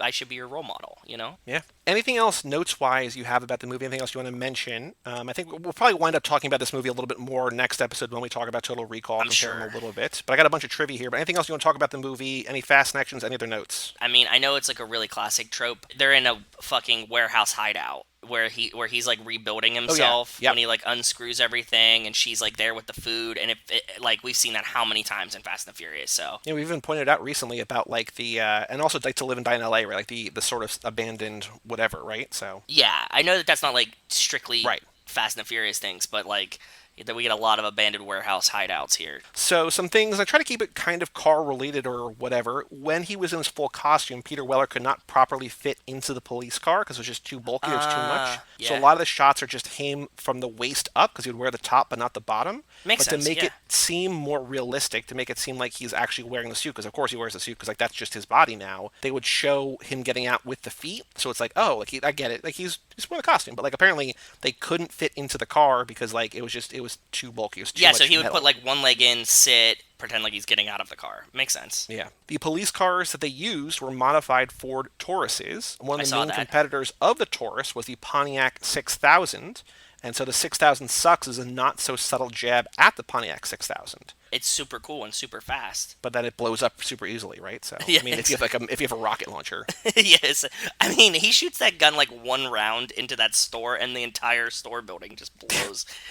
I love it. And the 6000 sucks was built from the body of a 76 Oldsmobile Cutlass 4-door sedan, which apparently you can tell from the front end. So which is cool because my dad has a 70 Cutlass. That's like his that's his, favorite car and the car that he rebuilt. About a decade ago, an internet rumor began to get funding for a RoboCop statue to be placed in Detroit. Oh my God, and that's then Peter awesome. Weller himself made a PSA to support it, and eventually a Kickstarter campaign was created and proved successful as the 12-foot statue is now in production. So I don't know if that's up. It says 25 years later, so that would have been like early 2010. So maybe there's a RoboCop statue, maybe not. But they talk about, especially in the last couple of months, are any statues good? Like, do any statues bring joy? Should we not take any down? ACAB, but also RoboCop statue would be pretty cool. Yeah, that's like the fucking Rocky statue in Philadelphia. Like, It's innocuous in the sense that it's a fictional character, right? Like, if you make a statue of something that's fiction, like if you want a Pegasus statue, I don't give a fuck. Like, that's just art then. Apparently every major director that they brought this script to turned it down. They just thought it was like a dumb action movie, and Paul Verhoeven also thought it was a dumb action movie, but his wife was like, no, there's like a satire here, there's like a story about a man like losing humanity and refinding it, like there's more to it here. So he came on, and like that's, again, I said before, this is his first American movie. Apparently one of the first things he did was like, I want a sex scene between RoboCop and his partner. And the writers were like, cool, you got it. And they wrote one, and then like, I guess he read it, he's just like, oh wait, no, this is a dumb idea. And so like, they just scrapped it. But it's funny that like, because he's like, that doesn't happen. Like when you're just like a new director, you can't just be like, I want like this crazy thing to happen. They're like, you got it, chief. Apparently it was like, there's a version of this world, I guess, where it would have had a RoboCop, Nancy Allen sex scene. So that's really funny. There was like a big news story today, unrelated but related, because he brought up RoboCop sex. There was like a news story today that's been going around for like the past couple of days that this guy, like, something happened. He got like some kind of infection in his penis, okay? Oh, yes. Did you hear this? The doctors were like, okay, like, we can either like try to salvage it or like just cut it off and like grow you a new penis. And they grew it like on his arm. So I saw like this picture, and I don't know if this is like a real picture. I think it is. From what I understand, it's a real picture. I think it's real. I think. Do you have to cover this up when you go into a store? Like, are you allowed to show this to children? Not like show this to children. There's no better time to have it done than pandemic time, right? You're at home. You might if you're going to grow a penis on your arm, now is the time to do it. That's what I was saying. And I was like, Rachel, if this was me, I would be going everywhere First of all, I'll go a huge one, and I would be like looking at looking at some lady and be like, look at my arm and be like, just give me 8 months. Just checking the time, just being like, Yeah, oh, yeah, what's this? exactly. Okay. Like a Rolex, you just roll your wrist. Exactly. Yeah. Oh, sorry. Oh, sorry. Did that flop on your hand? That's so weird. I mean, just like the whole concept of it, just like, what if you saw this out? Like, this is something, like when you see like little kids and you're like, don't say it, don't say it. Like, we get it. Like, that's a strange thing that you haven't seen before. Don't comment on it. Yep. As an adult, I'd be like, what the fuck? Like, just like instantly. Right. Like, I couldn't control myself to have restraint in that situation. That was my RoboCop sex story. This is a really, really funny bit of trivia that apparently in Sacramento, a robbery suspect fled into a movie theater to get away from the police pursuit, but he got so into the movie that he did not realize that the police had evacuated the rest of the theater, and so they turned the lights on, and he was alone in the theater, but he was watching RoboCop. So I think that's super funny. Like, man, like, I don't mind getting caught because at least I was seeing this really cool movie. Yeah, this is like the Tokyo Drift thing where they had like a fall guy, but like a very weird inverse version of that. Yeah. Like, it actually stopped a criminal. They submitted this to the MPAA 12 times before they got an R rating. Jeez. Because it was just so wildly violent. They apparently cut a few seconds out. So we watched, like, I think the version that's most widely available is the director's cut, which is the right one to watch. Yes, that's what I watched, yeah. Basically, what they put in theaters was not wildly shorter, but they took out a lot of violence. So, like, the scene where the guy gets obliterated by ED-209 in the office, yes, they cut out, like, 2 full seconds of that, because it's just, like, shooting his, like, lifeless body, just, like, riddling the corpse with more bullets that they cut out. That was so great, because they're like, call the ambulance. I was like, guys, he's fucking dead. Like, there's no ambulance calling for this guy. Like, well, they even say that, like, that's life in the big city. It's like, no, it's not. That's not life in the big city. Like, that's not what this is at all. Yeah, I know. But, like, when they're like, wait, somebody get an ambulance, it's like, no, man. Like, we're way past ambulance time. He got shot, like, 75 times. So, if you'll remember, have you seen Starship Troopers or no? No. Well, you didn't do your homework, because Brian covered it, I think, this year on High School Summer Party. It's great. It's like a war satire. It's like about these, this school that is raising kids to fight in war against these aliens, but it's like so well done that people thought it was a dumb action movie, but like it's actually like a very smart, like kind of like this, where it's just like, in that movie, he did something more fully that he wanted to do here, that there's the nude co-ed locker room scene where there's like men getting changed, women getting changed. He's like, this is just like what the future's going to be like. But like they didn't really have it fully done, but they have a more full version in Starship Troopers, which did 10 years later. So just like his vision of the future, I guess, is just men and women together getting changed, but like devoid of sexuality. It's just like a weird, like, oh, okay, like that's his thing, I guess. Yeah, when we were vacationing in Greece, a lot of the islands have just like one set of bathrooms, and it's like very strange when you first encounter it. Like, you would just be like, oh, and there was urinals too, and like sinks lined up facing the urinals with no boundary. You'd be going to the bathroom and you'd like turn and look down the sink and there'd be like girls washing their hands, and you're like, that's very interesting. So at the end, where there is the guy who is melting from the toxic waste, apparently his body, I don't know if that's the right thing to say, but like the effects were hidden from the other cast members. So when Ray Wise sees him and she says, don't touch me, man, like that's genuine, because he's like, oh, this is horrifying.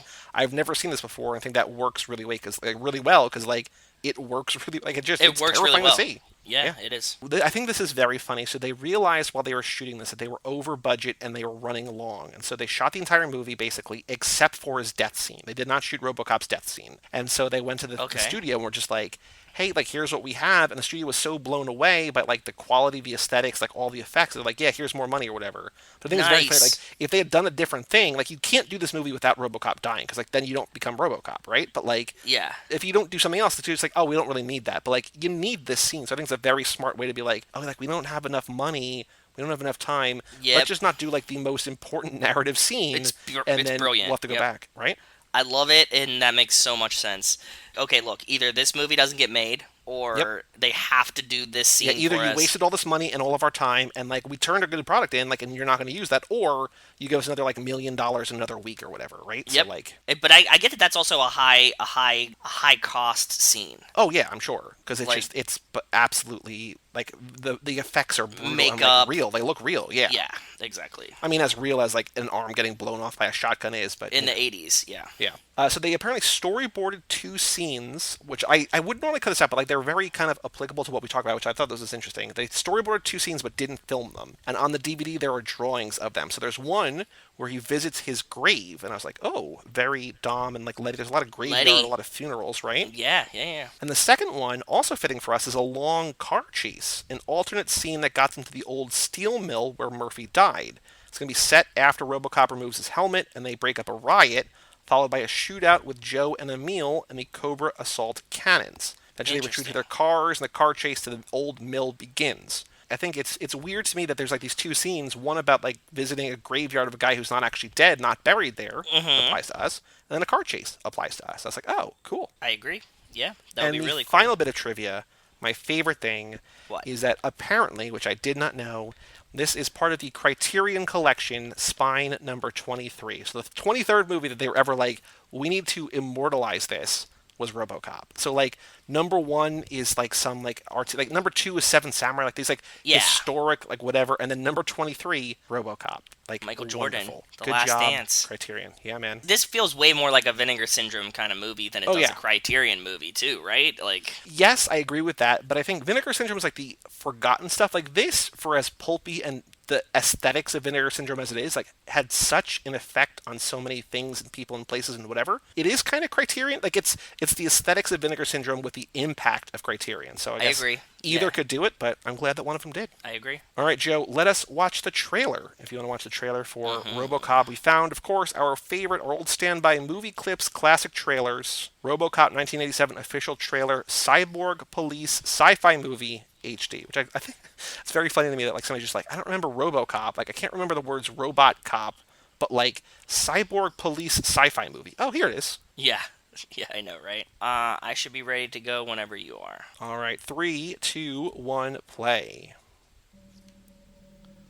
Coming from. Oh yeah, Orion. That was pretty cool too.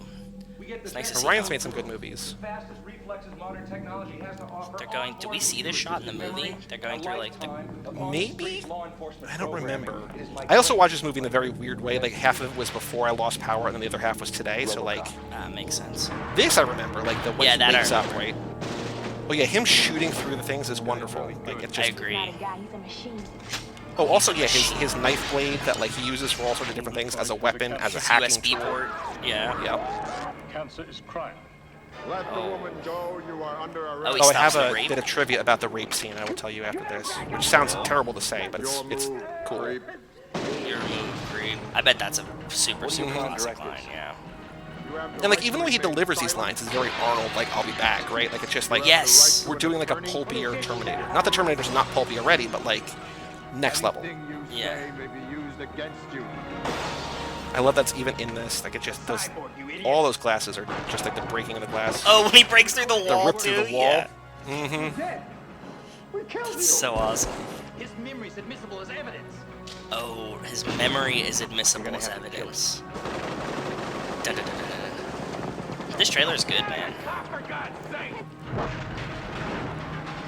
Like I it's think badass and it spoils a lot, but you're also like, I don't know what I'm looking at. Yeah. Oh, when he shoots the logo out. Oh God. Wow. Wonderful. So the trivia about the rape scene was that apparently he was supposed to shoot the guy through the eye, because like RoboCop can't miss, right? But like they realized as they were filming that the actress who was standing there, like the victim, right? Because he stops a rape in progress or whatever. Yeah. She's just standing there. She's like still fully dressed, like she's got a skirt on. Paul Verhoeven realized that she was standing with her legs spread. He's like, it would be really cool if he shot the rapist in the dick. And so like because she was standing there with the Genius. with the legs spread, he's like just aim low, and then that's why like they squibbed his loins, and I think that's a very funny, just like it's because the eye is cool, like it's whatever, but like that's just like a very like fitting, like the injury comes to where like the offending part essentially, right? It's so awesome. Yeah, I agree. I really like the shoot in the dick part was wonderful to me. All right, Joe, the letterbox game. So for reference sake, Mad Oh, Max this is Fury gonna be Road. hard. Get ready. Okay. 611,000 people have seen Mad Max Fury Road. Now, RoboCop 1987. Directed by Paul Verhoeven, starring Peter Weller, Nancy Allen, Ronnie Cox, and Red himself, Kurtwood Smith, has been seen by how many people? 123,000. You're not wildly far off, but you need to go higher. 137,000. Again, higher. 145.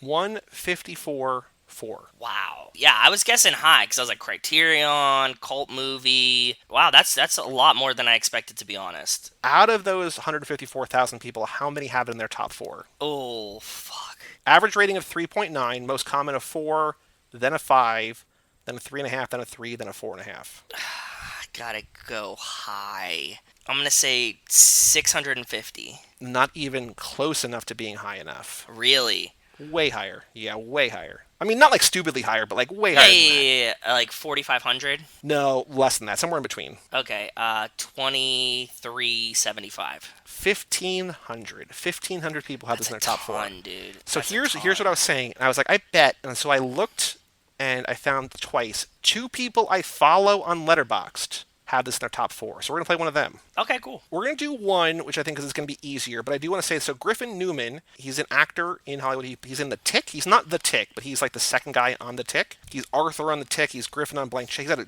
a podcast called Blank Check. He's also been in Okay. Comedy Bang Bang a bunch. Like, he's great. He's a very funny guy. He watched it twice in 12 hours, and he said, the first one, 5 stars, The Great American Movie. And then he said, yes, I watched RoboCop twice in 12 hours. In my defense, the second time was with the commentary track. He's got Okay. in there with Rushmore, Toy Story 2, and Brewster McCloud. But I love Rushmore too, man. so we're going to do this guy, T Culture Vulture, the Culture Vulture. I don't know what I did to make this guy like me, other than just be my amazing, charming self. But, like, this guy's got, like, a pretty big following. He's got, like, 3,000 followers on Twitter, like, 500 on Letterboxd. But he Okay. only follows, like, 30 people on Twitter and 30 people on Letterboxd, and I'm one of them. Like, he likes one of the podcasts that I've done with Mike. But this guy, T Culture Vulture, gave it 5 stars, rewatched it as part of one of the things he was doing. Just says, American Jesus, damn fine film. And he details all the kills in the movie. So pretty cool. Yes. So here's his top 4. Again, like, RoboCop is not on these levels, but 4 of the biggest movies of all time. RoboCop is his number 3. The Matrix. No. Actually, they're all from the 80s. So they're all from the 80s. They're all between 1980 and I think this is the most recent one at 87. But 4 huge movies from the 80s. Star Wars. No, that's the 70s. I guess Empire is 80s, but no. You're very close to one component of Empire. One component of Star Wars is the key part of this other movie that's also huge that we've had in this game before. Indiana Jones. Raiders of the Lost Ark, number 2. Okay. Number 4 is, I'm going to use this kind of loosely, but number 4 is your current obsession. Is it Huge movie from the 80s. Slapshot or something? No, I mean, like, this actual movie. Like, I'm not using the movie as a metaphor, but you're actually, like, what movie have you been obsessed with kind of in the last, like, month or so? What 80s movie have I been obsessed with in the last month or so? Yeah. I don't remember. What was I thinking about? Was it something we watched for this? Nope. The other one, his number 1 movie is a movie that we watched last lap, but the number 4 movie is a movie you've talked about on this podcast a few different times. Really? I really love it, and it's an 80s movie. But we didn't cover it for anything. I don't know that I would say it feels like an 80s movie, but it's from 1980. I will say, in terms of the podcast, in terms of the framing of the podcast, it opens with like a 3-minute aerial tracking shot of a car. Is it Goodfellas? Nope, that's from 1990, I think. Yeah, I was like, that's way later. You're going to be so angry when you realize what it is. I don't know. What have I been talking about that's like an 80s movie that I'm really into that I brought up You to watched you? the movie. You watched it recently, but the you've first also time? experienced a lot of other media around this recently. Oh, The Shining? Yep. Awesome. Okay, yeah. Actually, we were at Target today. I was getting Rachel some new Lego sets. They have a Shining board game. Oh, cool. And I was Very like, that's cool. really interesting and weird. Like, but it was 3 players, not 2, and we're on fucking quarantine, so. And then his number 1 movie is one of the biggest movies of all time and a movie we covered last lap. Biggest movies of all time, movie we covered last lap. Obviously, Fast and the Furious. Just Yeah, kidding. Just obviously. kidding. Blues Brothers? No, bigger than that. Bigger than that. I'll give you one more guess, and I'll give you like a slam dunk hint. Classic car movie from the 80s. But it's not, it was one that was on the cusp, but we did it. I don't know. We did so many. The slam dunk hint. Vanishing Point. Dunk hint is that it's way bigger than that. Mrs. Wes's favorite movie. Oh, Back to the Future. Yeah. Yeah. And also, there was a fucking Back to the Future game at Target today, too. So I meant to tell Wes about this. So now I did. Wes, there's a Back to the Future game. Culture Vulture. Yeah. Yeah, there's a Back to the Future board game that was available at Target that I saw today. And I meant to take a picture and send it to you, but I had a bunch of stuff in my hands because I didn't grab a cart. So we just carry everything, and it's hard to do things when you see things. So, yeah. So T Culture Vulture's top 4: Back to the Future, Raiders of the Lost Ark, RoboCop, and The Shining. 4 huge movies, but 4 great movies. So 4 great movies. Dude, shout out T Culture also, Vulture. on that note, we watched The Shining, the movie. We listened to the book on tape. We watched the show. Rachel was just talking about The Shining, and she was like, I hate the movie. And I was like, whoa.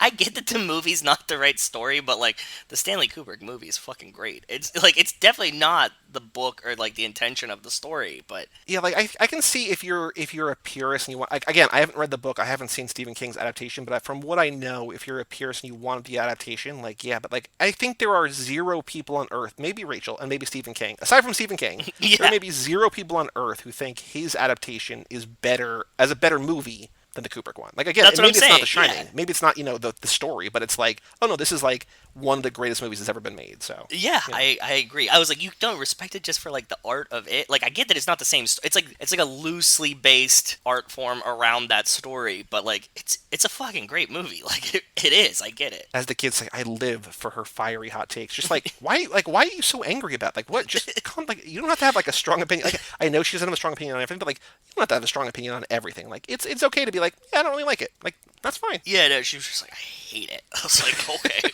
Like, that's very aggressive for like one of the best movies ever. But yeah. So Joe, on Friday we are continuing, or I guess we're wrapping up Paul Verhoeven week with Total Recall, the Arnold Schwarzenegger movie. I've only seen that also once. I've never when seen it. Mike and I maybe went I have. we went to Hey Arnold, which was an Alamo Drafthouse marathon of 5 Arnold movies, and I saw it there for the first time. So I was very excited to see it again. Again, a missing pieces lap, so you kind of know thematically what part of it is, but I'm just glad. RoboCop not really about memory loss, but there's a lot of Letty elements. There's a lot of in everything in this. this. Yeah, man. Brixton, Letty, Hobbs, yeah, everything. Any other thoughts about RoboCop or anything that we talked about today, or do you want to come back on Friday for Total Recall? Total Recall. Oh, also Total Recall. So That's true. maybe we'll have to talk about that too. I really like this movie, and I want to watch it again soon. This would definitely go into like a nice. This feels a la the movie you told me to watch. What was it called? I forget. Miracle Mile? Miracle Mile, like RoboCop. Like this would fit into like a nice Vinegar Syndrome kind of flow of that, and I was like, wow, I can't believe it took me so long to finally see this. So Miracle Mile gave me the sense, and I hope I kind of get the sense from how you described it that like there are still movies out there that I have not seen that I'm like, oh my god, like this is one of my favorite movies of all time, but I've never seen it before. Like I'm not only have I never seen it, but I've never thought to watch it. Like you know what I mean? Like yeah,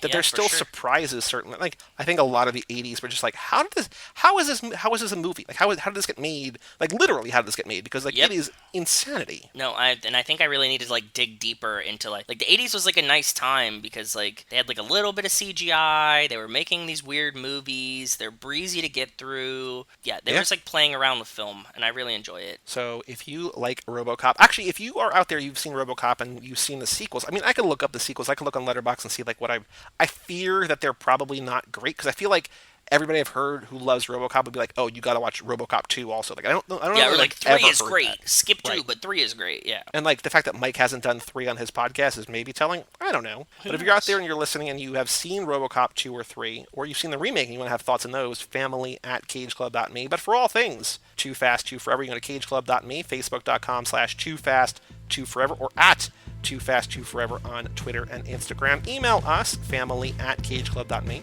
Come back on Friday for Total Recall. Just send us a note and say hi. Yeah, so I'm Joey Lewandowski, I'm Joe too. and we'll see you next time right here on Too Fast, Too Forever. Peace out. Peace out.